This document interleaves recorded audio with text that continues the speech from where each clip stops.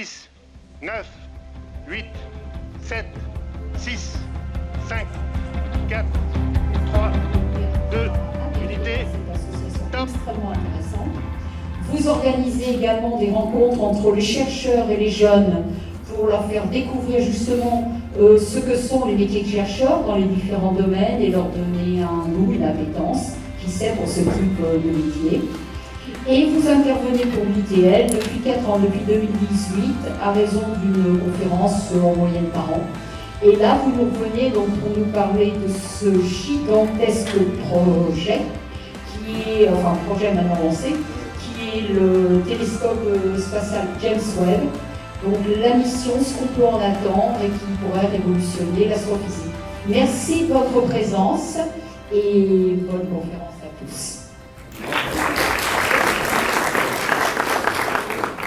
Eh bien, bonjour à tous. Je vois que vous avez tous bravé la tempête qui est en train de balayer le Puy-de-Dôme en ce moment. Pour que je vous parle, eh bien, vous voyez, j'ai vraiment pas de chance avec la technique aujourd'hui. Si, c'est bon? Impeccable. Il faut que ça soit si... Ah, il faut que ce soit proche. Ok, très bien. Tout le monde m'entend? Oui. Super. Et donc aujourd'hui, je vais vous parler du télescope qui est juste derrière moi, le James Webb Space Telescope. Alors je pense que dans cette salle, vous en avez probablement tous entendu parler. Il va remplacer, il va succéder à un télescope dont là, pour le coup, je suis sûr, vous avez tous entendu parler, c'est le télescope spatial Hubble. Alors avant de vous parler de ce télescope, j'aimerais vous expliquer pourquoi est-ce qu'on a eu besoin de construire ce télescope-là. Pourquoi est-ce qu'on a eu besoin d'envoyer dans l'espace, vous allez voir tout à l'heure, un télescope qui est probablement plus grand en termes de hauteur que le bâtiment dans lequel on est. Je vous en parlerai dans un instant. Donc on va commencer par l'état de l'art des connaissances en astronomie en avril 2022. Qu'est-ce que l'on sait aujourd'hui et qu'est-ce qui nous reste encore à découvrir? Et on verra que, eh bien, sur ce qui nous reste encore à découvrir, tout ça, ça va nous amener à se questionner sur l'importance d'avoir un nouveau télescope. Et un nouveau télescope dans l'espace. Et puis, ce télescope, il a été lancé en décembre 2021 à Kourou, il se trouve que j'y étais. Donc je vous raconterai un petit peu les coulisses de ce lancement, comment ça s'est passé, quelques anecdotes aussi assez marrantes, notamment quand un astrophysicien essaye de négocier avec un membre de la Légion étrangère pour s'approcher de la fusée. Vous verrez lequel des deux a gagné à la fin, je pense que vous pouvez vous en douter. Alors on va commencer, et puis on parlera aussi des tout premiers programmes d'observation. Le James Webb va commencer ses observations dans très peu de temps, et je vous présenterai les tout premiers programmes d'observation, et surtout les résultats auxquels on peut s'attendre d'ici à la fin de l'année. Alors c'est parti, état de l'art scientifique et technologique en avril 2022. Qu'est-ce que l'on sait sur notre univers, et qu'est-ce qui nous reste encore à découvrir? Alors ce que l'on sait, ce qu'on a appris depuis 1995, c'est que le système solaire n'est pas unique. Le système solaire, pardon, n'est pas unique. Qu'est-ce que ça veut dire? Qu'est-ce que déjà que le système solaire? Le système solaire, vous savez, c'est un ensemble de planètes, 8, qui tournent autour d'une étoile, la nôtre, le Soleil. D'accord? Le Soleil, tout le monde sait ce que c'est. Quand vous allez dehors, vous le voyez. Alors aujourd'hui, on ne le voit pas trop. Il paraît que ce week-end, on devrait le voir un peu en Auvergne, j'espère. Et autour de ce Soleil tournent 8 planètes. La Terre est une de ces 8 planètes. C'est une planète rocheuse, la plus proche étant Mercure, la plus éloignée étant Neptune. Vous avez derrière moi un dessin qui représente tout ça. Alors évidemment, les distances ne sont pas représentées, les tailles ne sont pas aussi représentatives, mais enfin c'est juste pour vous donner une idée de ce qu'est le système solaire. Et depuis 1995, et des observations de Michel Mayor et Didier Queloz à l'Observatoire de Haute-Provence, là on est dans le sud de la France, la découverte a été faite dans le sud de la France, c'est une équipe suisse, Michel Mayor et Didier Queloz, ils étaient de l'Observatoire de Genève, ils sont venus en France utiliser un de nos instruments, et ils ont montré qu'autour d'une étoile qui s'appelait 51 Pegasus, autour d'une de ces étoiles, eh bien, il devait y avoir une planète qui tourne. Donc depuis 1995, on sait qu'il y a des planètes qui tournent autour d'autres étoiles que le Soleil. Et aujourd'hui, en avril 2022, combien est-ce que l'on connaît de planètes? Alors j'ai regardé ce matin, et le nombre d'exoplanètes, c'est-à-dire ces planètes qui tournent autour d'étoiles autres que le Soleil, aujourd'hui, elles sont au nombre de 5009. On connaît 5009 exoplanètes aujourd'hui. On sait qu'il y a 3673 étoiles qui possèdent au moins une planète. Alors vous allez dire, c'est un nombre énorme, 3673 étoiles. Et oui, si on regarde sur le nombre d'étoiles qu'il y a dans notre galaxie, la Voie lactée, c'est à peu près 100 milliards. Alors est-ce que ça veut dire qu'il n'y a que 5000 étoiles qui possèdent des planètes sur les 100 milliards? Non, la réponse elle est non. C'est qu'on a juste observé qu'à peu près 10 000 étoiles, et que sur ces 10 000 étoiles, on a vu qu'il y en avait une sur deux à peu près qui avait une planète. Et si on utilise cette statistique-là, eh ben ça veut dire que sur les 100 milliards d'étoiles que compte la Voie lactée, il y en a au moins 50 milliards qui possèdent au moins une planète. Alors sur ces 3673 étoiles, eh bien, il y en a 815 qui comportent au moins 3 planètes, c'est-à-dire un système planétaire. Donc là encore, vous voyez bien que le système solaire n'est pas unique. Il y a des planètes qui tournent autour d'autres étoiles. Alors comment est-ce qu'on fait pour détecter ces exoplanètes? Là je vous montre, sur la diapo qui est juste derrière moi, le système Kepler 90. Alors le système Kepler 90, il est intéressant parce qu'il ressemble un peu à notre système solaire, vous voyez. Il a été découvert en 2017, il est composé de 8 planètes. Il y a 3 planètes rocheuses qui sont très proches de l'étoile. Il y a 3 ce qu'on appelle mini-Neptune, c'est-à-dire qu'elles ont à peu près la taille de Neptune. Et on a 2 planètes, vous les voyez à la fin, similaires à Jupiter. Alors je vais utiliser juste là, voilà, là vous avez les 2 planètes qui ressemblent à Jupiter, les 3 mini-Neptunes et les 3 planètes rocheuses. Et ce système, pourquoi il est intéressant? Parce que c'est pas l'homme qui l'a trouvé. C'est une technique de l'homme qui a aidé à trouver ce système. En fait, on a utilisé ce télescope-là, le télescope Kepler. Alors, le télescope Kepler, il a fait des images autour de tout un tas d'étoiles et il a identifié tout un tas de planètes qui tournaient autour de ces étoiles. Et la première fois qu'on a observé cette étoile-là avec Kepler, on n'a rien vu. On a dit, il n'y a pas quelque chose de très intéressant. Et alors, on a utilisé ce qu'on appelle l'intelligence artificielle. Qu'est-ce que c'est que l'intelligence artificielle? Je crois que j'étais venu en parler, j'en avais parlé brièvement lors d'une de mes conférences avant le Covid ici. L'intelligence artificielle, ça peut paraître un gros mot, mais ça ne l'est pas en fait. C'est juste qu'on va apprendre à l'ordinateur à repérer ce que nous, on ne sait pas repérer, par exemple. Un exemple, vous allez lui donner une image, et sur l'image, vous allez lui dire, il faut que tu me trouves, vous prenez une image par exemple de la place de la Victoire, vous faites une photo de la place de la Victoire, et vous allez identifier sur cette image les bars, les chiens et les statues. Vous allez lui dire à l'ordinateur, voici un bar, voici un chien, voici une statue. Donc l'ordinateur, il va apprendre sur l'image de la place de la Victoire. Vous faites la même chose sur la place de Jaune et vous lui dites, bah, ça c'est un bar, un chien, une statue. Et vous faites ça avec tout un tas d'autres endroits, si bien que l'ordinateur, il va apprendre à repérer les bars, les chiens et les statues. Et au bout d'un moment, vous lui donnez une image qu'il ne connaît pas. Prenons par exemple la place qu'il y a à Santiago du Chili, juste en face de la cathédrale. Vous lui donnez la place et vous lui dites, vas-y, est-ce que tu es capable de repérer le bar, le chien et les statues? Eh bien, comme il aura appris à partir de tout un tas d'autres images à repérer tout ça, il va être capable de le faire. Et bien c'est ce qu'on a fait avec les images du télescope Kepler. On a pris les images du télescope Kepler, on a dit, là on sait qu'il y a une planète autour de cette étoile, voilà à quoi ça ressemble. On a fait ça avec tout un tas d'étoiles autour duquel on savait qu'il y avait des planètes, et on lui a dit, maintenant tu vas regarder dans tes archives, et tu vas me dire si tu vois pas, eh bien, des endroits où il pourrait y avoir des planètes. Eh bien on a appris l'ordinateur à repérer ces planètes, et l'ordinateur nous a dit, autour de cette étoile-là, il doit y avoir plusieurs planètes. Qu'est-ce qu'on a fait? On a pris un télescope ensuite au sol et on allait regarder si effectivement, on avait besoin d'un signal un peu plus gros, parce que le télescope Kepler, son diamètre c'est 95 cm, donc c'est pas très très grand, c'est à peine 1 mètre de diamètre. Il faut savoir qu'au sol, le télescope le plus grand, il est aux Canaries, il fait 10 mètres 20. D'accord? Dans l'espace, là on parle de quelque chose qui fait 95 cm. Donc il a repéré ça, on est parti voir avec les télescopes au sol, qui sont un peu plus grands, et effectivement, on s'est rendu compte qu'il y avait un système autour de cette étoile, c'est le système qu'on a appelé Kepler 90. Donc on sait que le système solaire n'est pas unique. On sait repérer des exoplanètes. Comment fait-on pour repérer des exoplanètes? Alors il y a 3 techniques. La technique la plus simple, c'est vous regardez une étoile, et s'il y a une planète qui passe devant, qu'est-ce qui va se passer? Eh bien la lumière de l'étoile que vous allez recevoir, elle va forcément diminuer. Pourquoi? Parce qu'il y a une partie de la lumière qui va être bloquée par la planète qui passe devant. C'est l'animation que vous avez en ce moment derrière moi. Hop, la planète passe devant l'étoile. Qu'est-ce qui se passe? Eh bien, j'ai un peu moins de lumière qui m'arrive. D'accord? Ici, c'est ce que vous avez, c'est ce qu'on appelle une courbe de luminosité. Le temps évolue dans ce sens-là, et la luminosité de l'étoile dans ce sens-là. Vous voyez que quand il n'y a pas de planète devant, eh bien, la luminosité est constante. Dès qu'une planète arrive, paf, on a une diminution de la luminosité. Et une fois que la planète est passée devant l'étoile, eh bien, on reprend la luminosité au départ de l'étoile. Donc ça, c'est une technique, c'est ce qu'on appelle la méthode dite des transits. C'est la première méthode qu'on utilise pour détecter les exoplanètes. C'est d'ailleurs celle qu'a utilisé le satellite Kepler pour identifier les exoplanètes. La deuxième technique, elle est un tout petit peu plus compliquée, mais guère plus, c'est celle qu'on appelle des vitesses radiales. C'est la méthode qu'a utilisée Michel Mayor et Didier Queloz quand ils ont détecté la toute première exoplanète.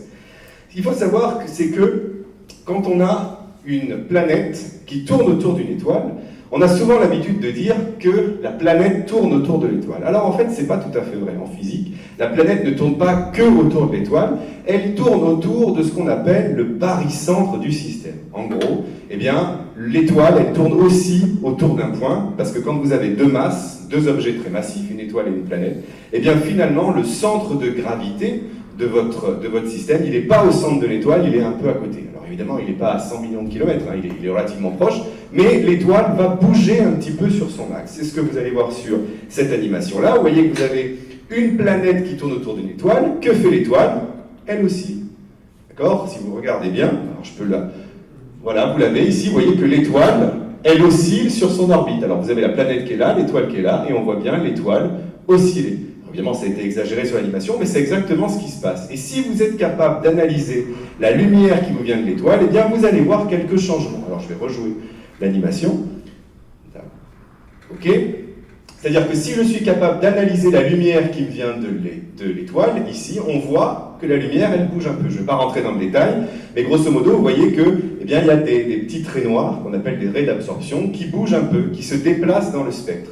D'accord? Eh bien, ça nous dit qu'il y a quelque chose qui tourne autour de l'étoile. C'est la méthode dite des vitesses radiales. Et puis, la méthode la plus simple pour détecter une exoplanète, alors la plus simple à comprendre, mais la plus dure à réaliser, eh bien, il suffit juste de prendre une photo de l'exoplanète. Ce que vous avez là, juste ici, hop, c'est la première photo d'une exoplanète qui a été prise depuis le VLT, télescope européen, installé dans le désert d'Atacama. Ici, vous avez l'étoile, et ici, vous avez la planète. Alors, c'est extrêmement compliqué de faire ça, parce qu'il faut quand même que la distance entre l'étoile et la planète soit suffisamment grande pour que vous arriviez à voir cette toute petite étoile qui est là, sans être complètement aveuglé par la lumière de l'étoile. Alors, il y a une autre technique qu'on pourrait utiliser, et justement, on va en parler quand on va parler du James Webb. On pourrait masquer la lumière de l'étoile là, pour voir tous les petits points qu'il y a autour, toutes les planètes. C'est ce qu'on appelle la méthode du coronographe.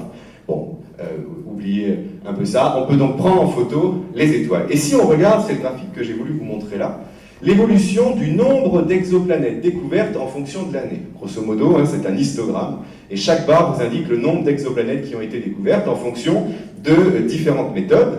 La méthode des transits, c'est celle-ci, hein, la planète qui passe devant l'étoile et qui va diminuer l'intensité lumineuse que vous recevez, c'est toutes les détections en vert. Et vous voyez hein, que quand Kepler, le fameux télescope de 95 cm dont je vous ai parlé juste avant, a publié ses catalogues, on a eu deux grands bonds, c'était en 2014 et en 2016.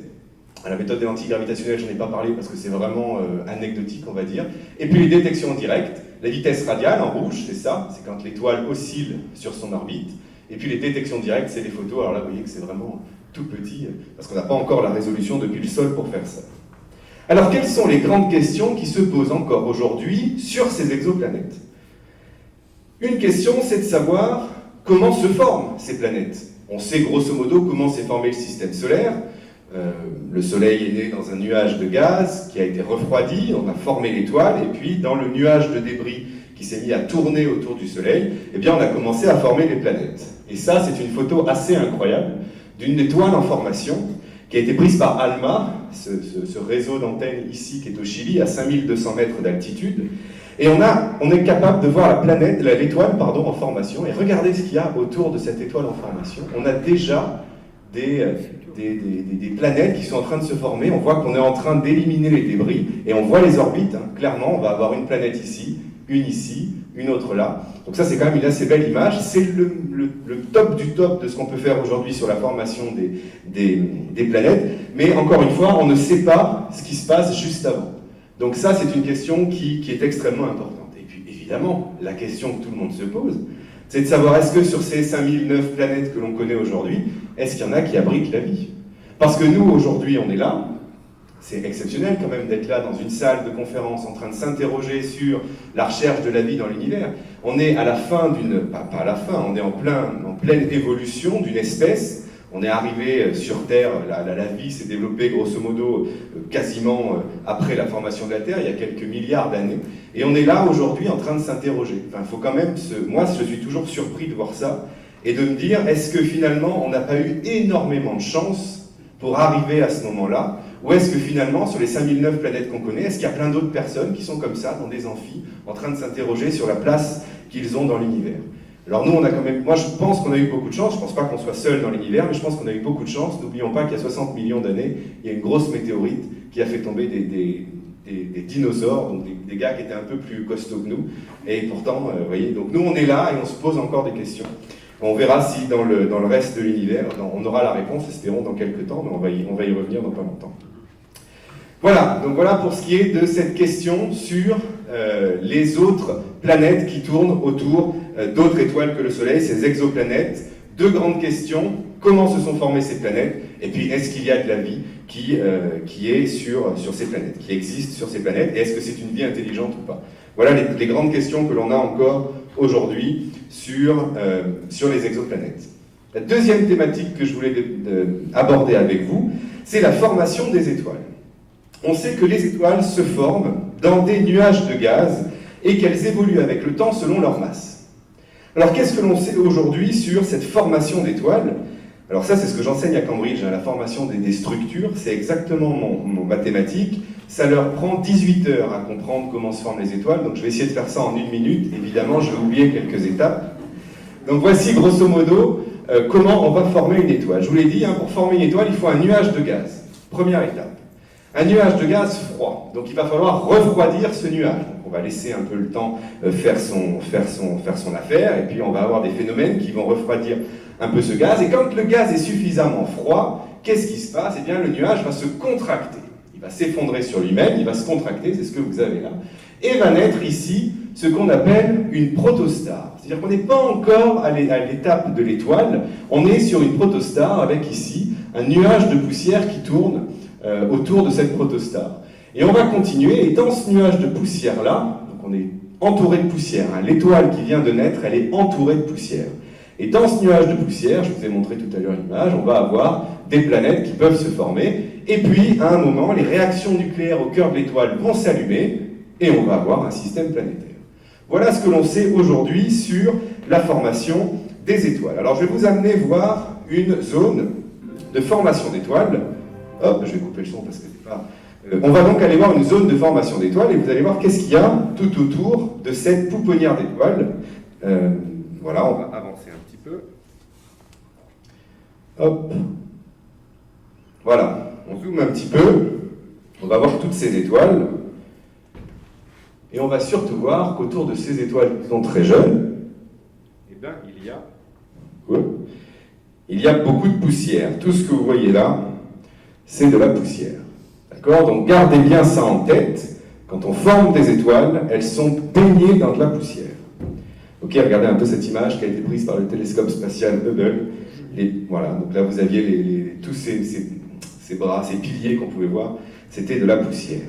Alors qu'est-ce que l'on sait encore sur la formation des étoiles? Eh bien on sait que dans le monde merveilleux des étoiles, il n'y a pas d'ascenseur social. C'est-à-dire que comment vous naissez va déterminer comment vous allez mourir. Si vous êtes né et que vous êtes une toute petite étoile, eh bien vous allez suivre ce chemin-là. D'accord, une toute petite étoile, vous allez rester une naine brune. Si vous êtes une étoile un tout petit peu plus grosse, comme par exemple le Soleil, eh bien vous allez devenir une géante rouge, et puis vous allez pouvoir finir par exemple en nébuleuse planétaire. Et si au contraire vous êtes une étoile très très grosse au début de votre vie, eh bien vous allez mourir très très vite, vous allez devenir une super géante rouge, vous allez exploser dans ce qu'on appelle une supernova, et vous pouvez finir soit en reste de supernova ici, soit en trou noir, ou en étoile à neutrons. Donc vous voyez, en fonction de la masse que vous avez au départ, eh bien, on est capable de vous dire quelle est la vie que vous aurez si vous êtes une étoile. Voilà ce que l'on sait. Ça, on le sait à peu près bien, puisqu'on l'observe, tout simplement, on observe des étoiles à différents stades de leur vie, et on voit que les étoiles les plus grosses, elles meurent très très vite, et elles finissent soit en trou noir, soit en étoile à neutrons, et c'est l'inverse pour les étoiles très très faibles. Alors revenons un petit peu sur ces fameux piliers que je vous ai montrés tout à l'heure, qui sont entourés de poussière. Je vous ai dit ça, c'est une région de formation d'étoiles. Mais je vous ai dit ce que l'on ne sait pas, c'est comment se forment ces étoiles. On a grosso modo l'idée, je vous ai montré le graphique, mais on ne connaît pas les caractéristiques de cette proto-étoile, le tout début de l'étoile. Pourquoi? Parce qu'elle est entourée de poussière. Et si je prends en photo avec Hubble cette région de formation d'étoiles, eh bien vous voyez que la lumière, elle va être bloquée par la poussière. D'accord? Si vous mettez de la poussière entre vous et une étoile, eh bien la lumière, elle est bloquée par la poussière. Seulement, il y a une astuce. L'astuce, c'est de regarder un autre domaine de longueur d'onde. un autre type de lumière. Vous voyez, là j'ai changé le type de lumière, je suis passé du visible, qui est la lumière que l'on observe avec nos yeux, à l'infrarouge. L'infrarouge, vous êtes en train tous d'en émettre parce qu'on est des corps chauds, donc on émet de l'infrarouge. Les militaires, quand ils vont faire des entraînements à la fontaine du Berger, je ne sais pas s'ils le font toujours, ils utilisent des lunettes infrarouges qui permettent de voir leurs ennemis, entre guillemets, dans la nuit, parce que les corps chauds émettent de l'infrarouge. D'accord? Donc je vais refaire ce petit exercice. Voici ce que voit Hubble, lumière visible. Là, on ne peut pas voir les étoiles qu'il y a autour de cette poussière, donc les toutes premières étoiles. Les protostars, le tout premier stade d'évolution d'une étoile. Si maintenant je change de lumière, je passe du visible à l'infrarouge, hop, j'enlève toute la poussière, et je suis capable de voir des étoiles que je ne pouvais pas voir dans la lumière visible. Donc, si je veux caractériser les protostars, donc le premier stade d'évolution des étoiles, il va falloir que j'aille regarder un autre type de lumière. Non pas la lumière visible, mais la lumière infrarouge. Ça, c'est la première question qu'on peut se poser. Quelles sont les propriétés de ces proto-étoiles? Et puis, il y a une autre question qu'on ne sait pas trop, c'est comment les étoiles, à la fin de leur vie, elles vont libérer les atomes qu'elles ont produits. Vous savez, une étoile, c'est une grande usine à fabriquer des atomes. Il y a quelqu'un qu'on a cité en début de conférence qui a fait un livre qui s'appelle « Poussière d'étoiles ». Et il avait raison, Hubert Reeves, de dire qu'on était tous des poussières d'étoiles, parce que tous les atomes qui nous constituent sont fabriqués dans les étoiles. Les étoiles, ce sont des usines, de véritables usines à fabriquer des atomes. Mais on ne sait pas trop comment elles arrivent ensuite à libérer ces atomes. Donc ça, c'est une question qui nous intéresse. Alors là, évidemment, j'ai mis ici ce fameux télescope, le télescope spatial Hubble. Diamètre, alors Kepler, tout à l'heure, je vous ai dit un diamètre 95 cm. Là, on est à un diamètre de 2,40 m. Il a été lancé en avril 1990. Il est à 600 km d'altitude. Pourquoi les Américains ont mis le télescope à 600 km d'altitude? C'est-à-dire, on n'est pas très loin, on est comme de là à Lille à peu près. Eh bien, tout simplement parce qu'on voulait aller le réparer si des fois ça ne marchait pas, ce télescope. Et on a bien fait, parce qu'on l'a réparé plusieurs fois. Et il y a même un Français qui a eu la chance de réparer le télescope spatial Hubble, c'est Jean-François Clairvoy, que vous allez voir sur cette vidéo. Alors, c'est une réparation qui a eu lieu en avril 1999. Elle a duré 7 jours, 8 jours, parce que c'est 7 jours et 23 heures. Et pendant cette mission, ils ont fait 4 sorties extravéhiculaires, c'est-à-dire qu'ils sont sortis de la navette. À l'époque, il y avait encore des navettes. Il n'y a plus de navettes aujourd'hui. Ils ont fait 4 sorties, ils sont allés réparer. Donc ils ont remplacé les gyroscopes, c'est-à-dire les outils qui permettaient à Hubble de rester droit sur son axe. Et puis ils ont mis à jour le logiciel de Hubble. Alors le logiciel de Hubble, quand on le met à jour, il est devenu 20 fois plus rapide. D'accord? Et dans les années 90, à votre avis, quelle est l'électronique que l'on a dans Hubble? C'est un télescope qui fait 2,40 m. Eh bien, l'électronique que l'on a dans Hubble, vous avez mieux dans vos téléphones portables. D'accord, aujourd'hui. On va en reparler de ça. Parce que ça a été aussi une sacrée avancée dans l'exploration spatiale. Donc voici la réparation du télescope spatial Hubble. Regardez comme il est beau. 600 km et ça y est, on l'a réparé et on le remet sur son orbite. Les panneaux solaires ici, la lumière rentre là et puis les caméras qui sont derrière. Donc voilà pourquoi on a mis ce télescope spatial à 600 km. Parce qu'on voulait le réparer. On verra ce qu'il en est pour le James Webb dans un tout petit moment. Alors on va continuer. Donc 2 thématiques déjà abordées. La première, les exoplanètes. Est-ce qu'il y a de la vie sur les exoplanètes? La deuxième, la formation des étoiles. Quelles sont les propriétés de ces toutes premières étoiles qui naissent? Troisième thématique que je veux aborder, ce que l'on sait aujourd'hui, c'est que certaines galaxies, elles possèdent un trou noir. Et un trou noir qui accrète de la matière, c'est-à-dire c'est un trou noir qui va absorber en quelque sorte la matière. Alors si on veut simplifier, un trou noir c'est un objet très massif. Je crois que j'ai déjà parlé de ça ici. Si on veut se représenter, si on suit la théorie d'Einstein, si on veut se représenter l'univers, il faut imaginer l'univers comme un grand drap que l'on a tendu. Par exemple, dans cette pièce, on aurait tendu un très très grand drap, ou un nénuphar, peu importe, sur lequel, quand on a une étoile, eh bien, on va mettre en fait un poids. D'accord? Donc le drap va se courber. D'accord? C'est ça. Quand on a un objet très massif, on va courber le drap et on va dire qu'on courbe en fait l'espace ou l'espace-temps. Et ici, vous avez une vidéo d'un enseignant américain qui va essayer d'expliquer ça à ses élèves. Alors, je ne sais pas s'il y a des profs dans la salle, mais ça, c'est une superbe expérience pour expliquer ce qu'est l'attraction gravitationnelle, etc., et l'espace-temps. Donc, qu'est-ce qu'il a fait, cet enseignant? Il a tendu un drap sur un tonneau, un grand tonneau, donc il n'y a rien hein, sous le drap, d'accord? Là, il n'y a absolument rien, c'est vide, et vous voyez qu'il a tendu le drap. Et ce qu'il va faire, c'est qu'il va représenter, donc ça représente l'espace-temps. Et il va dire, eh ben tiens, je vais mettre une étoile dans mon espace-temps. Qu'est-ce que c'est qu'une étoile? C'est un objet qui est très massif, d'accord? Donc il va mettre un poids. Voilà, voici un poids. Que fait le drap? Eh ben je vous l'ai dit, hein, il se courbe un tout petit peu. Vous voyez, alors je peux mettre plusieurs étoiles, etc., etc. Et ça, c'est une autre façon d'expliquer la gravité. Alors on va mettre un objet un tout petit peu plus gros. Alors attendez, j'avance un tout petit peu. Voilà, là il a mis un objet un tout petit peu plus gros. Vous voyez? Et donc évidemment, plus l'objet est massif, plus la courbure de mon espace est importante. Donc là il a mis un poids extrêmement important et on voit la courbure. Et maintenant on va regarder ce qui se passe si autour de cet objet très massif dans l'espace, eh bien on envoie d'autres objets plus petits. Et c'est exactement ce qu'il va faire. Donc il a un gros poids au milieu, et il va envoyer des billes tout autour. Et on va regarder comment les billes se comportent, voilà, hop, quand elles arrivent à proximité de cette courbure. Regardez bien ce qui se passe. Est-ce que vous voyez bien l'orbite décrite par cette bille? Quand elle arrive à proximité, hop, elle accélère, elle s'éloigne et elle revient. Et au bout d'un moment, évidemment, elle va tomber, elle va être attirée par cette courbure qui est faite par l'objet massif. On va continuer, parce que si vous comprenez ça, vous allez comprendre la théorie d'Einstein. Vous voyez, ça valait le coup quand même de braver la tempête. Hein. Alors on va refaire, et là on va envoyer plein de billes en même temps.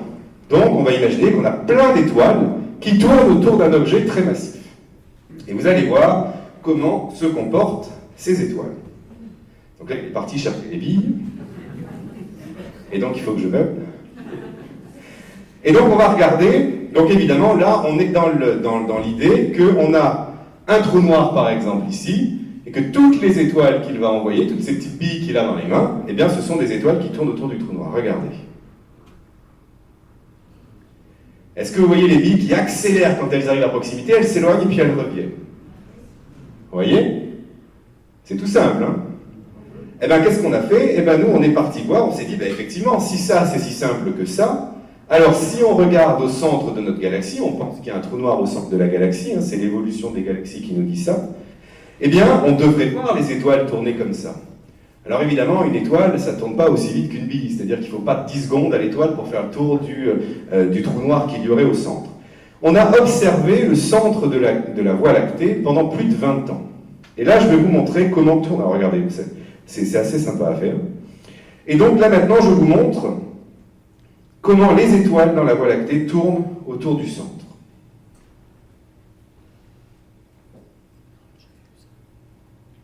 Alors évidemment, il n'y a pas d'accélération. C'est-à-dire, il n'y a pas de... comment dire? Le temps est linéaire. On n'accélère pas à un certain moment la vidéo. Regardez cette étoile. Est-ce que vous la voyez? On va le refaire parce que je trouve que c'est l'un des plus beaux résultats européens qu'il y a eu depuis une bonne dizaine d'années, à mon avis. Cette étoile. Regardez bien.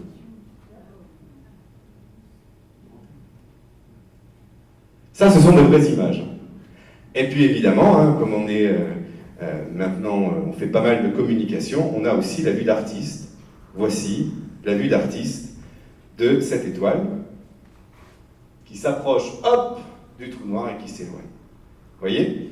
Et c'est grâce à ça qu'on a été capable de dire que dans notre Voie lactée, il y avait un trou noir. Parce qu'il y avait un objet tellement massif, eh bien, qui faisait changer, qui faisait accélérer la vitesse de l'étoile. Nous, sur notre orbite, quand on tourne autour du Soleil, on va effectivement tous à la même vitesse. Il n'y a aucun moment où on accélère, où on va plus vite.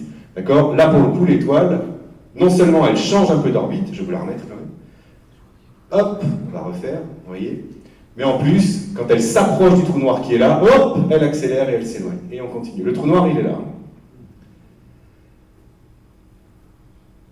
Et voilà. Et grâce à ça, on a été capable de déterminer la masse de ce trou noir et la position précise de ce trou noir. Et ça a été fait par des chercheurs européens.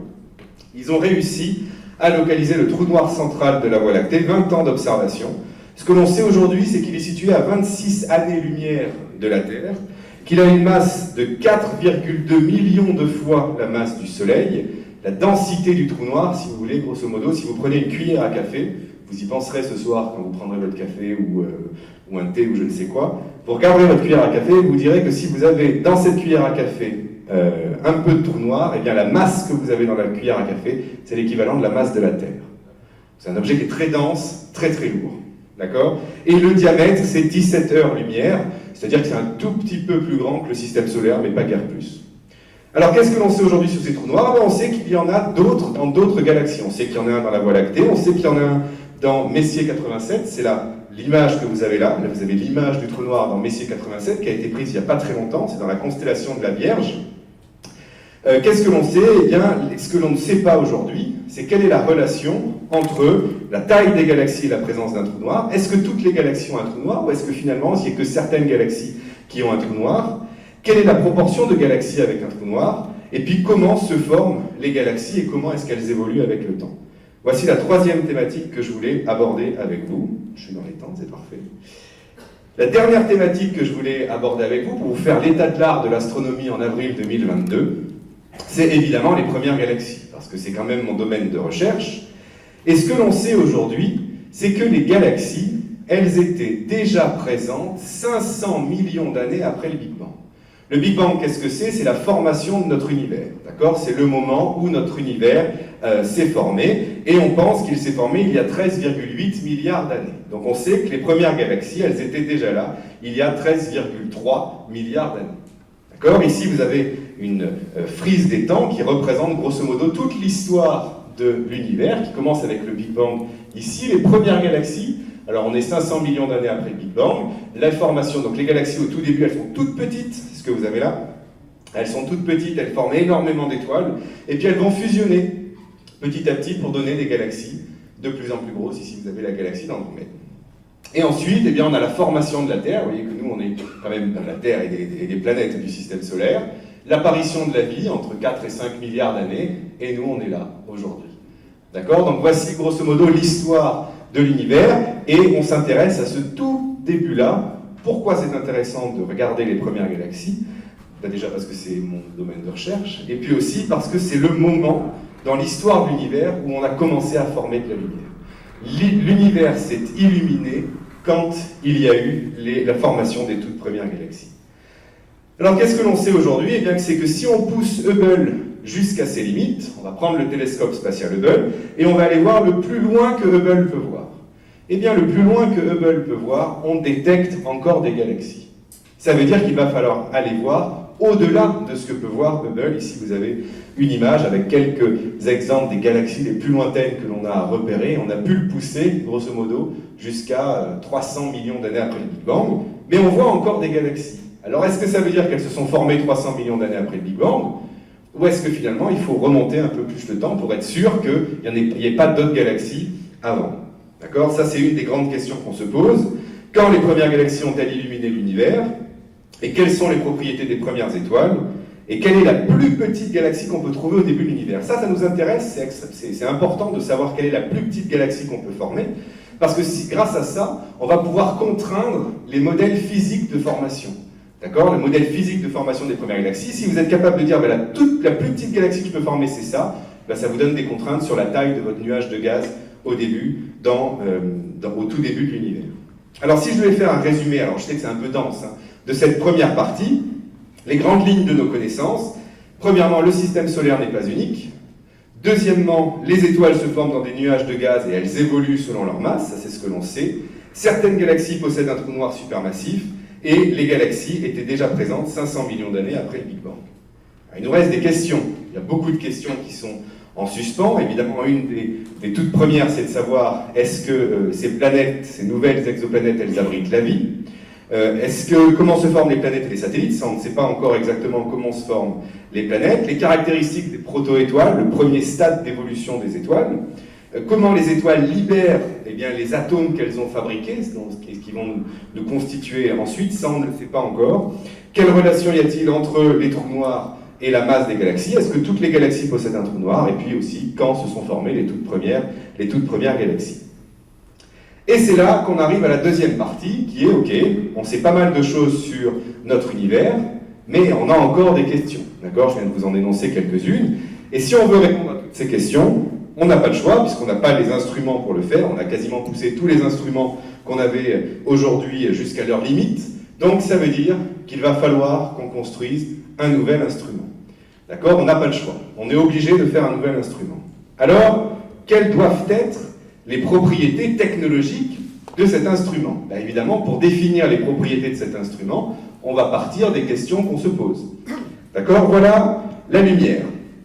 D'accord? Je vous ai dit qu'il y avait plusieurs domaines de lumière. La lumière visible, c'est celle qu'on voit avec nos yeux. La lumière infrarouge, c'est celle que voient les militaires quand ils sont la nuit et qu'ils cherchent un peu les corps étrangers, entre guillemets, les ennemis. Ok? Donc on est là. La lumière visible, c'est ici. La lumière infrarouge, c'est là. Hubble, il pouvait observer la lumière jusque-là. C'est-à-dire qu'il pouvait observer l'ultraviolet, le visible et un tout petit peu d'infrarouge. Nous, ce qui nous intéresse, la grande question, je vous ai dit, c'est de savoir est-ce que la vie a pu se développer sur d'autres planètes. Alors, pour savoir s'il y a de la vie, une des molécules qu'on va aller chercher, c'est l'ozone. L'ozone, si on veut la détecter, il va falloir regarder quelque part par là. On est autour de 2 microns, 2-3 microns. On a dit qu'on voulait aussi savoir comment se former les planètes. Pour voir les planètes en formation, il va plutôt falloir aller regarder autour de 3 microns. D'accord? On est quelque part par là. Donc toujours dans l'infrarouge. Vous voyez qu'on est au-delà des limites du télescope spatial Hubble. Et puis si on veut regarder les premières galaxies, eh bien, il va falloir aller regarder autour de 2,5-3 microns. Donc vous voyez que là déjà, rien qu'en essayant de répondre à ces 3 questions, est-ce que la vie s'est développée sur les planètes? Comment se forment les planètes? Et quand se sont formées les premières galaxies, on définit déjà un domaine de lumière. Il faut qu'on aille observer par là, autour de 2 et 3 microns. Okay, donc on définit un nouveau domaine de lumière. Hubble ne peut pas le faire, et il y a très peu de télescopes au sol qui peuvent le faire, il n'y en a même pas beaucoup. Ok? Alors qu'est-ce qu'on veut comme type de données? On sait déjà qu'on veut de l'infrarouge, mais on veut faire de la photo, on veut faire des images à haute résolution, on est quelque part par là, des images à haute résolution, pour pouvoir détecter des objets très petits. D'accord? Si je veux détecter une exoplanète, une exoplanète, si je veux faire une photo d'une exoplanète, ben, il faut quand même que je sois capable d'aller détecter des objets qui sont très petits autour d'étoiles très brillantes. Je veux des images aussi très profondes. Qu'est-ce que ça veut dire en astronomie, avoir des images très profondes? C'est des images qui sont capables d'aller détecter des objets très faibles, qui envoient très très peu de lumière. D'accord? Dans l'infrarouge, je l'ai dit, et coronographe, c'est-à-dire que je veux masquer la lumière des étoiles brillantes pour voir ce qui se passe tout autour. C'est la première des choses qu'on veut. Ce que l'on veut aussi, c'est faire de la spectroscopie. La spectroscopie, qu'est-ce que c'est? Vous prenez un rayon lumineux et vous dispersez la lumière. C'est typiquement ce que fait un prisme là. Si je prends de la lumière blanche là, eh bien vous voyez que dans un prisme, vous allez faire l'arc-en-ciel, et chaque domaine ici, chaque lumière va vous donner une information particulière sur l'objet qui a émis la lumière. Donc on veut faire de la spectroscopie, pareil, à haute résolution, pour pouvoir détecter les molécules, des molécules bien particulières, l'ozone par exemple. Donc ça va se faire par spectroscopie. Toujours de la spectroscopie profonde, hein, parce qu'on veut étudier des objets qui émettent très très peu de lumière. Et puis, on veut aussi observer plusieurs objets en même temps. Ce qui se passe en ce moment dans les télescopes, notamment au Chili, c'est qu'on observe un objet à la fois. Et vous allez passer 10 heures à observer la même galaxie. Et ça, c'est pas une perte de temps, évidemment, mais si on pouvait observer 100 objets en même temps, eh bien, on gagnerait beaucoup de temps. Donc ça, c'est ce qu'on a demandé, hein, c'était une des conditions pour ce nouveau télescope, c'est qu'on soit capable d'observer en même temps plusieurs objets en spectroscopie. Et est arrivé le James Webb Space Telescope, 1996, c'est-à-dire 6 ans après le lancement de Hubble, eh bien la NASA valide l'idée de faire un nouveau télescope, qui ne s'appelait pas James Webb à l'époque, hein, mais qui s'appelait le Next Generation Space Telescope, validé en 1996. En 2002, on lui donne le nom de James Webb, qui était un des anciens directeurs de la NASA. En 2011, pas de chance, le Congrès américain décide de l'annulation du programme. Ça coûte trop cher. Ça, c'est quelque chose qu'on entend très souvent en astronomie. Ça coûte trop cher. Mais on se bat. Tous les scientifiques du monde entier disent non, il nous faut ce télescope. L'Europe dit on va continuer, on va aller faire ce télescope, on va donner un peu d'argent, on va même payer le lancement de ce télescope. Donc en 2012, le budget est consolidé. En 2016, le télescope est prêt. Et là, vous allez me dire, mais alors s'il était prêt en 2016, pourquoi est-ce qu'on ne l'a lancé qu'en 2021? Eh bien, parce qu'on a eu énormément de retard. On a voulu tester, on voulait être sûr que ce télescope allait marcher pour une seule raison, c'est que ce télescope, on va l'envoyer à 1,5 million de kilomètres de la Terre. Hubble, il était à 600 km. Hubble, on pouvait aller le réparer. On envoyait des astronautes, on l'a fait plusieurs fois, et on allait réparer le télescope. Le James Webb, 1,5 million de kilomètres, c'est beaucoup plus loin, 4 à 5 fois plus loin que la distance entre la Terre et la Lune. On n'ira pas le réparer, le James Webb. Donc on voulait vraiment être sûr que tout fonctionnait, que la communication entre le télescope et les antennes au sol fonctionnait, qu'on était capable de prendre une photo et de l'envoyer et de la réceptionner depuis le sol. Et il a été lancé le 25 décembre 2021. Une histoire assez incroyable. Ici, vous avez un graphique qui vous présente en fonction de l'année. L'année évolue comme ça. La date de lancement, et là vous avez le coût du télescope. Vous voyez qu'il a été validé en 96, ce projet, et qu'en 96, on disait date de lancement en 2007. En 2007, je n'avais pas commencé ma thèse. On continue. En 2004, alors moi j'ai commencé la thèse en 2009, tiens, on va faire comme ça. En 2009, date de lancement en 2014. Moi j'ai fini ma thèse en 2012. En 2012, on nous parlait d'une date de lancement en 2018.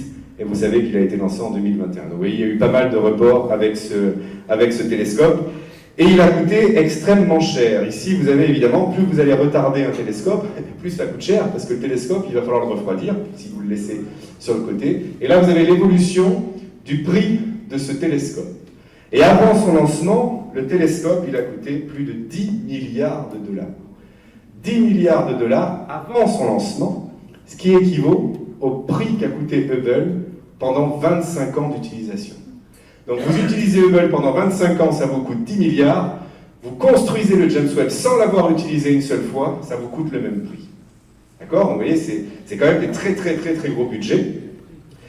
C'est, voilà, 25 ans, je l'ai dit, hein, de budget de Hubble. Alors comparons maintenant Hubble et le James Webb. Hubble, un seul miroir, 2,40 m de diamètre. Le James Webb, 6,50 m de diamètre. Alors il y a des choses qu'il faut quand même regarder là. C'est le poids. Le poids de Hubble pour un miroir de 2,40 m, c'est 11,6 tonnes. Le poids du James Webb, 6,40 m de diamètre, regardez, beaucoup moins lourd, 6 tonnes. Pourquoi? Parce qu'entre-temps, toute l'électronique a été miniaturisée. Ce qui fait qu'aujourd'hui, on peut prendre des photos d'extrêmement bonne qualité avec nos téléphones portables, on peut même filmer des conférences avec des téléphones portables, et bien c'est parce qu'on a été capable de miniaturiser toute cette électronique. Et donc vous voyez que le ratio, alors vous avez un télescope qui a un diamètre beaucoup plus grand, le poids est beaucoup plus petit. Ok, les données traitées par jour, c'est 458 gigas. Pour ceux qui connaissent un peu, hein, les clés USB que l'on a, c'est entre 2 et 5 gigas. Et bien là, tous les jours, le télescope il va traiter 458 gigas de données. Alors les instruments qu'on va mettre à bord, alors je ne vais pas rentrer dans les détails parce que ce n'est pas extrêmement intéressant, mais quand je vous ai donné tout à l'heure qu'est-ce que l'on voulait en photométrie, en photo et en spectroscopie, quand on diffuse la lumière, on a tout ça. D'accord? On a mis absolument tous ces instruments. En spectroscopie, c'est ici. En photo, c'est la première ligne qui est là. Multi-objet, c'est-à-dire qu'on a vraiment respecté le fait d'observer plusieurs planètes ou plusieurs galaxies en même temps. Ça, c'est fait. Et puis, on va vraiment être dans l'infrarouge. Vous voyez qu'on est entre 2, 3, 4, 5 microns ici. Et tous nos instruments observent dans ce domaine de longueur d'onde-là, parce que c'est ce que l'on voulait au départ. Et on voulait de la haute résolution. Ici, vous voyez, je compare une image qui est faite avec le télescope spatial Spitzer, même domaine de longueur d'onde, grosso modo, que le James Webb. C'est la même zone du ciel. Et ça, c'est une simulation. Évidemment, on n'a pas encore d'image. Je vais vous montrer la première image de James Webb dans un moment. Mais ça, c'est la même chose, la même zone du ciel. Regardez le nombre de détails que l'on voit. Évidemment, ça, c'est de la haute résolution. Regardez juste cette zone-là. Là, avec Spitzer, vous auriez pu dire qu'il y avait un objet là, une galaxie là, puis une ici, puis peut-être deux ici. Regardez combien il y en a si on regarde la même zone du ciel avec le James Webb. Donc la haute résolution, c'est extrêmement important pour nous. D'accord? Et c'est ce qu'on va avoir. C'est une simulation que je trouvais assez sympa de vous montrer. Alors maintenant, regardons un peu la taille de ce télescope. Là voilà, la taille de ce télescope. En largeur, il fait à peu près la largeur d'un terrain de tennis. Donc quand vous allez regarder Roland-Garros dans quelques mois, eh bien, vous penserez qu'on peut mettre sur l'un des cours de Roland-Garros le télescope en entier. Et la hauteur de ce télescope-là, eh bien, c'est à peu près la hauteur d'un immeuble de 3 étages. D'accord? Donc c'est vraiment quelque chose d'énorme qu'on a envoyé dans l'espace. Alors voilà grosso modo à quoi il ressemble. Ici, vous avez des protections contre les rayons solaires. Vous avez des panneaux solaires ici, une antenne qui va communiquer avec la Terre, le miroir primaire, là, donc avec ses 6,40 m, le miroir secondaire, parce que comment fonctionne un télescope? Eh bien, vous avez la lumière qui va arriver par là des étoiles, elle va se refléter sur le miroir primaire, elle va être renvoyée sur ici ce qu'on appelle le miroir secondaire, qui va focaliser tous les rayons ici. Les instruments scientifiques sont derrière, juste là. Voilà, donc voilà à quoi ressemble ce télescope spatial. Et maintenant, la question qu'on peut se poser, c'est ok, on a un télescope qui fait la taille d'un terrain de tennis et la hauteur d'un immeuble de 3 étages. Comment on fait pour le faire partir de Los Angeles, là où est le siège de la NASA, et pour l'envoyer à 1,5 million de kilomètres? Eh bien, c'est exactement la question que se sont posées la NASA et l'ESA. Donc, qu'est-ce qu'ils ont fait? Ils ont pris un catalogue de fusées, un catalogue de lanceurs, et ils se sont dit, regardons, est-ce qu'il y a un lanceur qui est capable de m'envoyer un télescope qui fait la taille d'un terrain de tennis et la hauteur d'un immeuble de 3 étages? Voici tous les lanceurs à disposition. Alors, c'est pas tout à fait vrai, parce que la fusée Saturn V qui a envoyé Neil Armstrong et Buzz Aldrin sur la Lune, elle n'est plus d'actualité. Enfin, voilà, grosso modo, tous les lanceurs qu'on a à disposition. Ici, on a la fusée Ariane 5, fusée européenne. Et donc, il a fallu réfléchir comment on pouvait faire ça. Alors, il y en a peut-être ici qui ont la réponse. Il n'y a que les Américains qui peuvent avoir eu cette idée-là. Comment on fait pour envoyer un si gros télescope dans l'espace? Eh bien, on va le plier. Et donc, on a plié le télescope spatial Hubble, vous l'avez là. D'accord? Ici, vous avez le miroir primaire, et une partie du miroir primaire qui est là. Le miroir secondaire, hop, il a été basculé par ici. Non, il est là, pardon. Hop, il va basculer par là. Je vais vous montrer ça dans un instant. On le plie et on le met dans une fusée. Et on a choisi la fusée Ariane. Pourquoi? Parce que c'est les Européens qui ont payé le lancement. Donc, on a évidemment utilisé notre fusée à nous, la fusée Ariane 5. Et Ariane 5, elle part de où? Elle part de Kourou, en Guyane. Donc, le télescope James Webb, il est parti depuis la France. Voilà, il faut être un peu fier de ça. Alors, je vais vous montrer quelques vidéos de ce pliage de télescope. Premier pliage de télescope, là vous l'avez dans la salle, on est à Los Angeles, on est à Pasadena, c'est pas très loin de Los Angeles. Et le voilà, ce télescope. Alors, on va faire exactement comme un colis, quand vous commandez quelque chose sur Amazon ou je ne sais quoi, ils ont mis le télescope dans une boîte, ils ont fermé la boîte. Regardez un peu la taille du télescope, et comparez-la avec la taille des ingénieurs et des scientifiques qui y a tout autour. Voilà. On le met dans la boîte, alors évidemment, on vérifie que tout marche bien. Et surtout, après, on l'envoie. Alors, comment est-ce qu'on fait pour envoyer un télescope qui coûte 10 milliards de dollars de Pasadena aux États-Unis jusqu'à Kourou, en Guyane? Il y avait 2 options. Alors, l'option terrestre, c'était compliqué. L'option aérienne, c'était encore plus compliqué, parce que quand vous faites décoller, alors vous allez me dire, normalement le télescope, il doit supporter les vibrations de la fusée. Oui, mais dans l'avion, c'est pas exactement la même chose. Donc, on l'a pas envoyé par les airs, on l'a envoyé par la mer. Donc là, on est à Los Angeles, vous voyez qu'on a bloqué absolument toutes les rues, toute cette route de Los Angeles, il était 2-3 heures du matin. Et évidemment, on a... c'est moi, pardon. Voilà, et donc on va l'envoyer jusqu'au port de Los Angeles, le voilà. Et on n'avait surtout rien dit. On n'avait pas donné la date à laquelle le télescope devait partir, on n'a pas donné non plus la date à laquelle le télescope devait arriver en Guyane. Pourquoi, à votre avis? Les Américains, ils avaient la trouille de tout, et ils ont eu une trouille énorme au moment de... Comment? Pas des espions. Pas des cyclones. Oh non, tout ça allait. Pas des Chinois. Pas des Chinois, pas des Russes. Maintenant, peut-être qu'ils auraient peur des Russes. Eh ben non, des pirates, tout simplement. Ils ont eu peur que les pirates aillent à l'abordage de ce bateau, récupèrent tout ce qu'il y a dans le télescope. Parce que si vous vous rappelez bien, quelle est la couleur du miroir du James Webb? Il est jaune. C'est de l'or. C'est une couche d'or qu'on a mis dessus. Pourquoi? Parce que ça reflète beaucoup mieux les rayons qu'on va aller utiliser. Bon alors, pas de pirates Oups, pardon. Pas de pirates pour le voyage du James Webb. Il est arrivé absolument en sécurité à Kourou. Le voici. Alors normalement, tous les satellites qu'on envoie depuis Kourou, ils arrivent à Cayenne. Cayenne, pour ceux qui sont déjà allés en Guyane, c'est à 60 km de Kourou.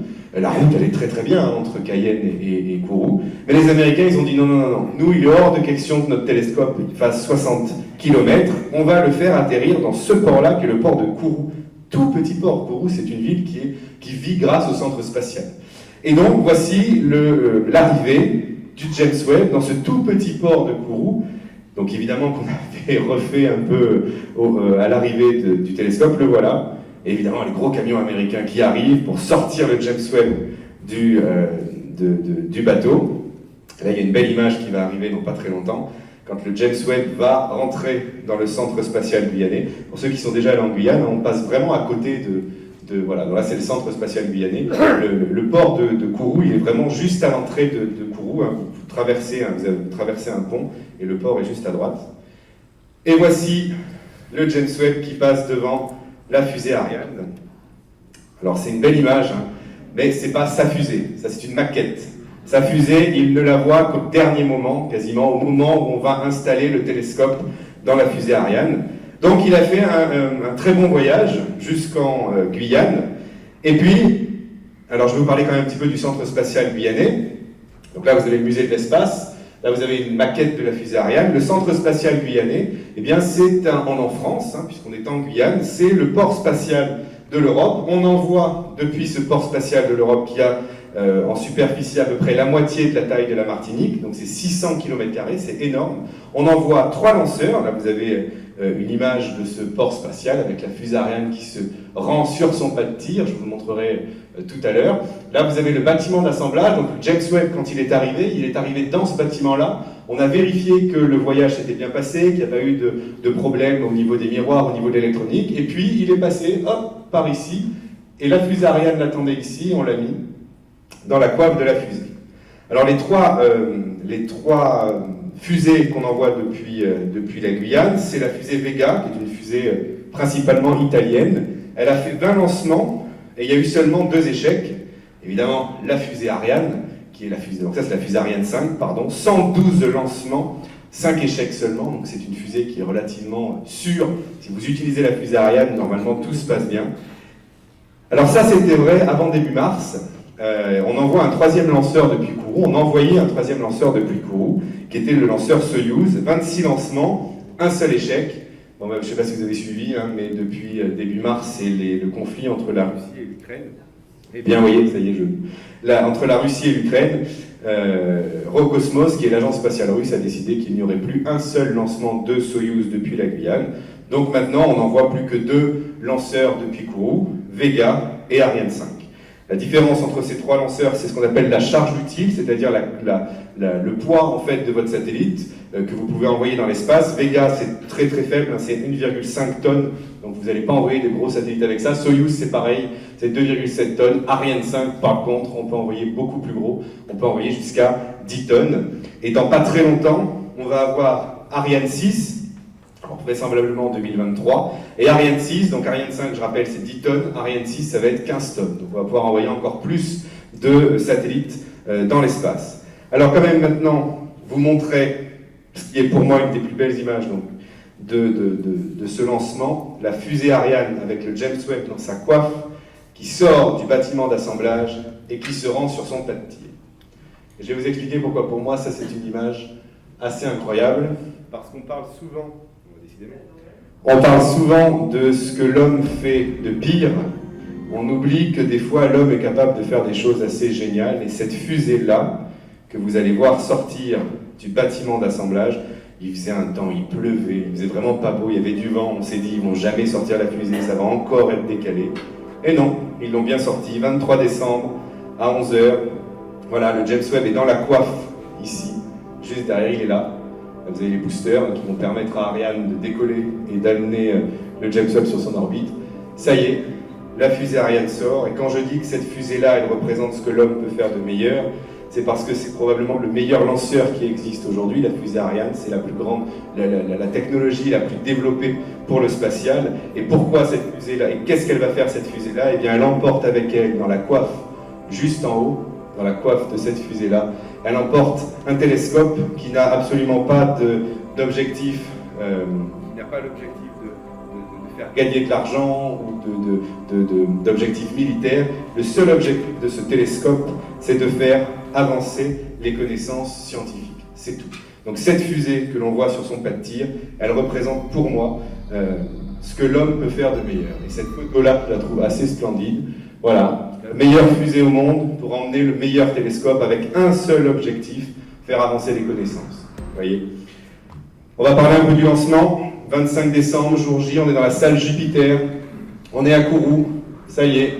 Alors la salle Jupiter, elle est en deux parties. Les invités, les VIP sont ici. Et là, vous avez toute la partie technique, Ariane Espace, la NASA évidemment, parce que c'est un télescope de la NASA, et l'ESA. Alors si vous voyez, il y a des petits plexiglas ici. Et quand moi je suis arrivé, j'ai posé la question en disant « Ah bah tiens, c'est bien, ils font pour le Covid, etc. » Et on m'a dit « Ah non, non, non, les plexiglas, ça n'a rien à voir avec le Covid.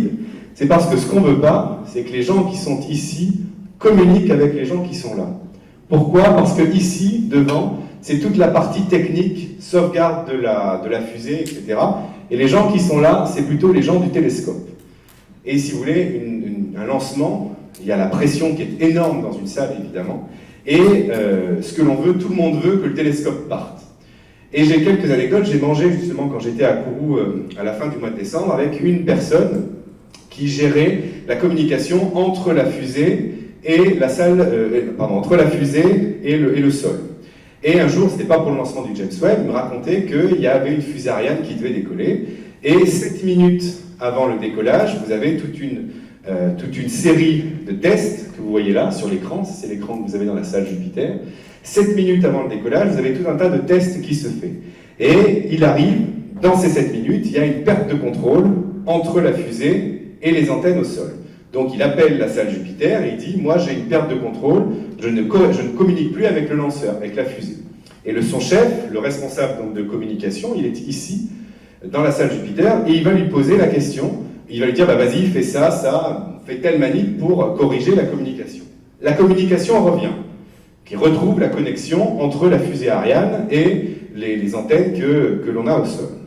Et son chef, qui est dans cette salle-là, va lui poser la question une première fois. Est-ce que tu es sûr que la communication est revenue? Il va répondre oui, je suis sûr que la communication est revenue. Est-ce que tu es sûr que la communication est revenue? Il va lui poser la question une deuxième fois. Il dit ben oui, je viens de te dire que la communication est revenue. Il va lui poser la question une troisième fois. Est-ce que tu es sûr que la communication est revenue? Et là, il commence à s'énerver. Il dit mais oui, je viens de te dire, ça fait 3 fois que je te dis que la communication est revenue. Donc, on repasse, ce qui était devenu rouge ici, va repasser en vert, et on continue toute la séquence de lancement. Et après, une fois que le lancement a eu lieu, il lui a dit « Mais pourquoi tu m'as posé 3 fois la question ?» Et il m'a dit « Parce que psychologiquement, si tu avais un doute, la deuxième fois ou la troisième fois, tu m'aurais dit « Je ne sais pas ». Si tu me dis 3 fois oui, c'est que je suis sûr que tu es sûr de ton coup et que donc la communication est bien revenue. Donc ça, c'est quelque chose qui se passe pendant les 7 dernières minutes. Il faut imaginer un peu la pression. Donc évidemment, on ne veut surtout pas qu'il y ait d'influence entre tous les gens qui sont là, qui n'ont qu'une envie, c'est que la fusée, elle parte et qu'il n'y ait pas de délai de 2 jours, 3 jours ou 1 mois, c'est arrivé. Donc on va couper tout ça. Et il y a une personne qui est très importante lors d'un lancement, c'est la personne qui travaille sur la sauvegarde des populations. Qu'est-ce que ça veut dire? Ça veut dire que si la fusée dévie sa trajectoire, il y a une personne qui a le droit d'appuyer sur le bouton et de faire sauter la fusée. À votre avis, est-ce que cette personne est dans la salle Jupiter?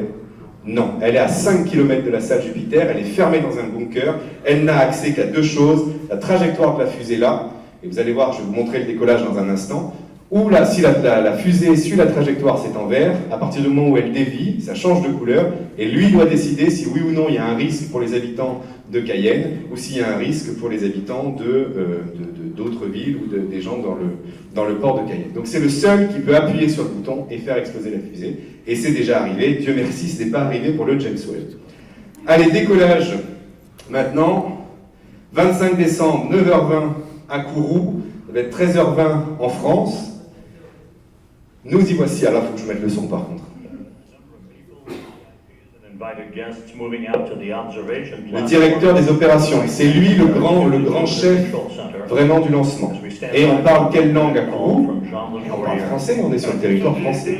Attention pour moins 1 minute. Voilà, donc là il reste 1 minute avant le décollage. Le DDO, c'est le directeur des observations. Moins 1 minute.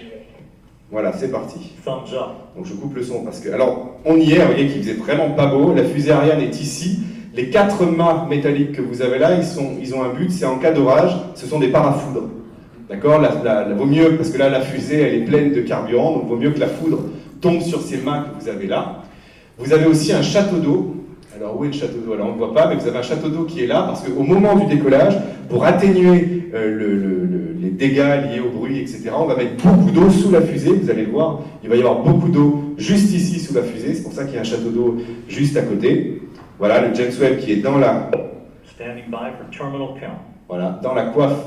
Ici, on va attendre et je vais vous laisser. À tout de DDO, attention pour les décomptes finales. 10, 9, 8, 7, 6, 5, 4, 3, 2, unité, top. And we have engine start.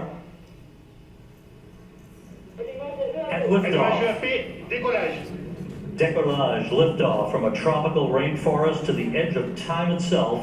James Webb begins a voyage back to the birth of the universe.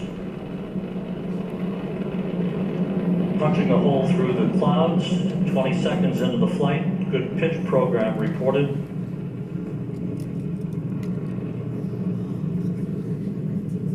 Trajectoire est nominale.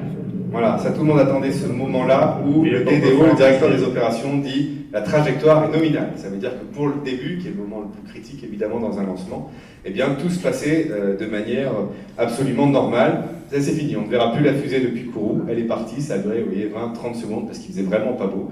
Et pour les gens qui habitent Kourou, ça a été un décollage qui était vraiment pas beau à voir, il paraît qu'il y en a eu des plus jolis. Donc voilà, la fusée décolle, ça va durer 20 minutes finalement. Le rôle d'Ariane Espace, moi je pensais que ça allait durer plusieurs heures, et en fait non. Le rôle d'Ariane Espace est vraiment d'envoyer le satellite dans l'espace, ça va durer 20 à 25 minutes, et une fois que c'est fait, on va voir le satellite se séparer de la fusée, et c'est parti. À partir de ce moment-là, c'est la NASA qui prend les commandes du télescope. Donc ça va durer un petit peu. Alors est-ce que j'ai tout ça? Je peux l'avoir peut-être. Voilà, là vous l'avez ici. On va essayer d'aller jusqu'au bout. Vous voyez qu'on a enlevé la coiffe. Ça, ce sont évidemment des animations, hein. C'est juste pour se représenter ce qui se passe. Hop! Donc là, le corps de la fusée s'en va. On allume la dernière partie. Donc c'est toujours Ariane Espace là, qui pilote le télescope. On redresse un tout petit peu l'orbite. Vous voyez qu'il est plié. Alors je vais avancer, j'aimerais bien vous montrer le moment. Voilà, ça va être par là. Le moment où Ariane Espace a fini son boulot et hop, le télescope part. Et c'est parti. Séparation Webb Space Telescope, go Webb. Il y a du son. Séparation Webb Space Telescope, go Webb. Et c'est terminé pour Ariane Espace. Ariane Espace a fait son job, là évidemment tout le monde se félicite. We do have confirmation of observatory separation. The James Webb Space Telescope emits. Et voilà, donc tout s'est très bien passé. Alors, je ne sais pas si on va avoir le temps de regarder, mais on a l'image, la vraie image qui va arriver quelques minutes après, où on voit le télescope réellement s'enlever. Tiens, regardez, c'est là. Là, vous l'avez juste avant. Vous l'avez ici, ça c'est une vraie image, voilà, du télescope, et vous allez voir le télescope s'enlever de la fusée. Alors, il y a eu quelques soucis avec la caméra, mais voilà. Hop, ça y est, là le télescope, on le libère, et c'est parti. Il est parti pour faire 1,5 million de kilomètres, puisqu'on l'a mis, je l'ai dit, au point de Lagrange. Voilà, on va le regarder un peu, parce que c'est quand même une image comme ça. Donc il est tout plié, et il s'est déplié pendant un peu plus d'un mois. Voilà. Voilà, c'est dommage, la caméra, elle a eu quelques... Mais il y a quand même, regardez comme c'est joli, avec la Terre et le télescope ici, qui s'en va. Donc il est parti pour un voyage de 1,5 million de kilomètres, hop, au point de Lagrange, qui est situé quelque part par là. Vous voyez qu'on est bien plus loin de la Lune. Pourquoi le point de Lagrange? Parce que c'est un point qui est relativement stable, c'est-à-dire que vous n'avez pas besoin de carburant pour maintenir votre télescope à cette distance-là. Il va rester tout le temps ici, il va garder à peu près la même trajectoire. Je ne vais pas rentrer trop en détail. Alors, depuis le 25 décembre, qu'est-ce qu'il a fait? On va regarder toutes les étapes de déploiement. Hop, c'est parti. Donc, on vient de le lancer et de le mettre. Voilà, il est comme ça. Et voilà comment il s'est déployé. Alors, la toute première chose qu'on déploie, évidemment, c'est les panneaux solaires, hein, parce qu'il nous faut de l'électricité pour faire marcher notre télescope. Ensuite, on va déplier l'antenne, parce que ce qu'on veut quand même, c'est que la communication fonctionne. Donc voici l'antenne qu'on a dépliée. Et ensuite, on a déployé c'est pas les panneaux solaires, c'est ce qui permet de protéger contre les radiations du soleil. D'accord, on va le monter un peu. Donc là, vous avez le nombre de jours après le lancement. Donc tout ça de manière automatique. C'est pour ça que quand j'ai dit tout à l'heure qu'il n'y a que les Américains qui peuvent faire ça, c'est que c'est quand même relativement fou. d'avoir monté un télescope, de l'avoir plié complètement dans une fusée, de l'avoir envoyé, et d'imaginer que ce télescope puisse marcher. On va regarder. Voilà, on déploie, et c'est incroyable. Voilà. Alors quand on parlait de ça, moi je parlais du James Webb, quand je faisais des confs avant, je disais que c'était un projet fou, que c'était incroyable. Quand maintenant on pense que ça a vraiment eu lieu, ça s'est passé, et quand je montrais les images qu'il nous a envoyées il y a à peine une semaine, le James Webb, c'est incroyable. Voilà le déploiement du miroir secondaire, hop, qui tombe. Là on est dans l'espace, et on va déployer le miroir ici, le miroir primaire, tout doucement, là c'est les instruments, et hop, on déploie le miroir. Voilà, et après, pendant les 20 jours qui suivent, il est parti jusqu'à son point de... Là, vous avez une autre image. Voilà, 29 jours pour arriver sur l'orbite du point de Lagrange, là où on l'a envoyé. Alors, quelle est la première chose qu'a fait le James Webb, à votre avis, une fois qu'il était complètement déplié? Alors ça, quand je raconte ça aux enfants, je leur dis, il a fait exactement comme vous, quand vous arrivez dans un lieu extrêmement intéressant, que vous avez, je sais pas moi, vous allez visiter par exemple la Tour Eiffel, quelle est la première chose que vous faites? Alors, il n'a pas pris n'importe quelle photo. Qu'est-ce qu'il a pris comme type de photo? Et voilà le selfie du James Webb. Parce qu'en fait, qu'est-ce qu'ils ont fait les astronautes, les techniciens de la NASA? Ils ont mis une caméra sur le miroir secondaire ici. Et donc, ce que vous voyez ici, c'est un selfie du James Webb où il y a une caméra là qui est en train de prendre en photo. Et on voit que le miroir, il a été déployé de manière absolument tout à fait nominale. Voilà, 6,40 m. Le premier selfie dans l'espace, on a eu le premier fait par Thomas Pesquet, c'était dans la station spatiale, 400 km d'altitude. Là, on a battu le record, on est à 1,5 million de kilomètres. Voici le selfie du James Webb. Alors, quelle est la première chose après? Une fois qu'on a déployé le miroir, qu'est-ce qu'on cherche à faire? Ça, c'est la vraie première image du James Webb. Vous allez me dire, c'est pas très très beau, il n'y a que des points. Et si vous comptez bien, vous allez voir 18 points brillants.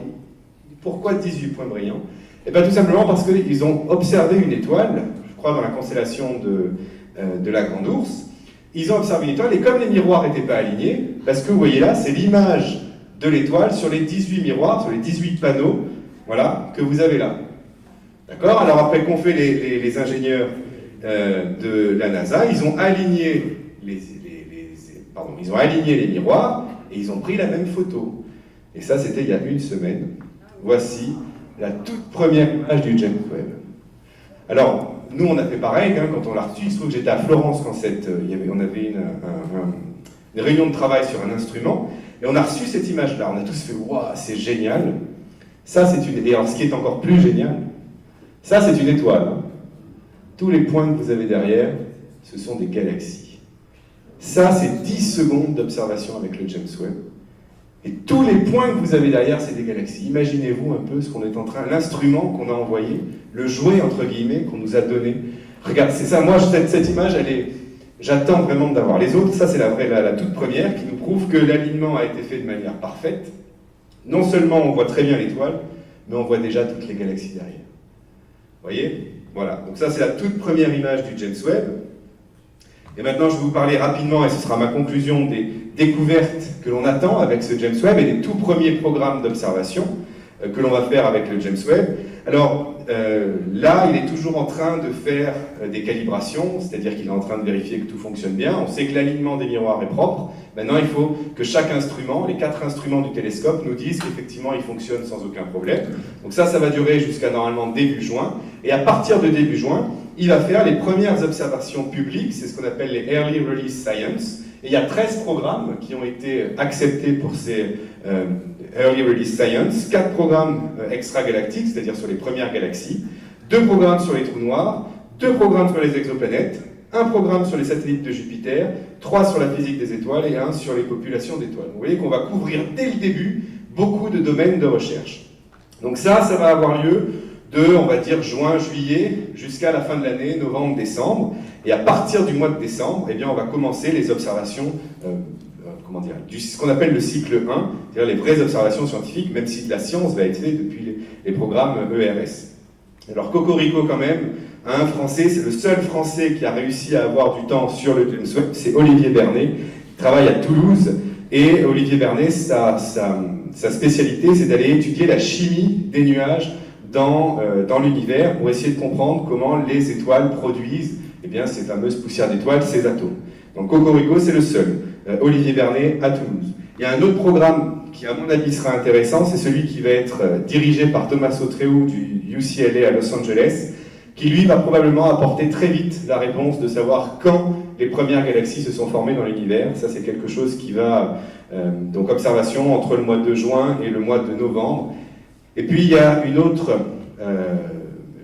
chercheur qu'il va falloir suivre de très près, c'est Nathalie Batalla. Parce que Nathalie Batalla, elle a eu un projet qui a été accepté, elle est de UC Santa Cruz aux États-Unis, pour aller regarder l'atmosphère des exoplanètes en transit devant leurs étoiles. C'est-à-dire que cette chercheur-là, elle va nous dire si dans l'atmosphère des étoiles il y a de l'ozone, elle va nous dire si oui ou non de la vie a pu se développer sur les exoplanètes qu'elle va aller observer et qu'elle a choisi avec énormément vraiment, j'ai plus le mot en français, mais elle a choisi avec beaucoup de précision. Voilà, merci. Donc voilà grosso modo les premiers programmes et les premiers résultats, probablement avant la fin de l'année, hein, je parierais presque sur ça, c'est-à-dire que à mon avis en décembre on va déjà avoir des résultats qui vont bouleverser l'astronomie et nos domaines de recherche, et évidemment rendez-vous dans 5 ans pour avoir les réponses à toutes ces questions. Alors 5 ans c'était effectivement la durée au départ de la mission du James Webb, et puis Ariane Espace a tellement bien fait son boulot. Elle a tellement bien mis en orbite le télescope spatial James Webb qu'il devrait lui rester du carburant pour travailler non pas pendant 5 ans, non pas pendant 10 ans, mais pendant 15 ans. Voilà, donc ça, si le télescope James Webb dure pendant 15 ans, ce sera grâce aux Européens, et je pense qu'on peut être assez fiers de nous, enfin surtout les ingénieurs et tous ces gens qui travaillent pour les fusées au centre spatial guyanais ou à Ariane Espace. Voilà, j'en arrête là, je crois que j'ai fait le tour du James Webb, je vous remercie et je vais répondre à vos questions.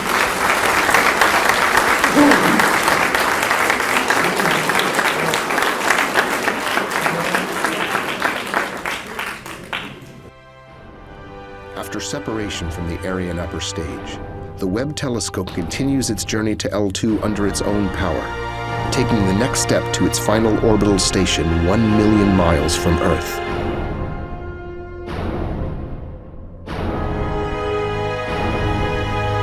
The Webb telescope is about to unleash a new dawn of discovery.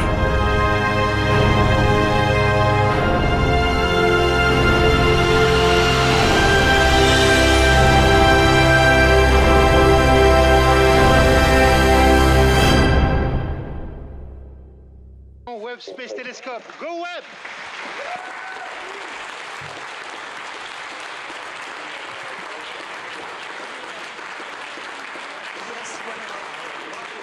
We do have confirmation of observatory separation. The James Webb Space Telescope, amidst applause here in the Mission Control Center, now taking it.